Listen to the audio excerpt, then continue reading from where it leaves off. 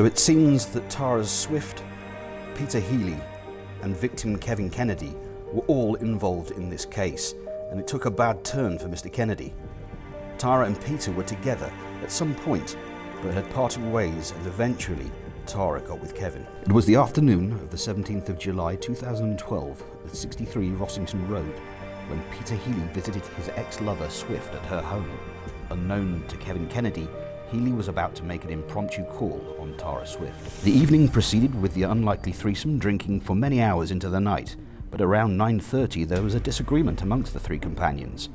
Peter burst into a fit of rage. His hatred of Kevin and his bitter jealousy of their new relationship spilled into it. Peter picked up a heavy wooden chair and repeatedly struck Kennedy with such force the thick wooden seat smashed into pieces. Bleeding and concussed, Kevin limped up the narrow stairway to try and escape the rampaging Healy, but Peter's vengeance was insatiable. He found another heavy item and beat Kevin Kennedy to a bloody pulp.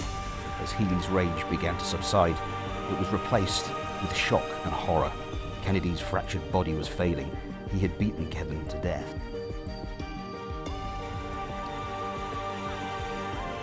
On discovering Kevin Kennedy's bloody body, Tara Swift became sharply aware that Kevin was in serious trouble. Swift, however, did not call the emergency services, instead presumably expecting Kevin to come round from his injuries.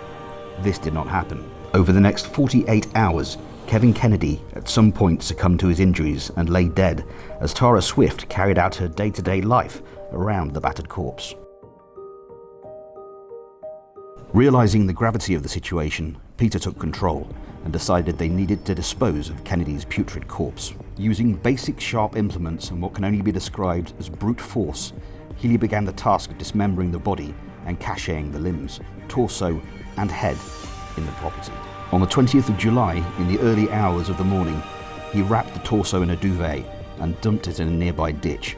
He then proceeded to scatter separate parts of Kevin Kennedy's body around the Burroughs Court area.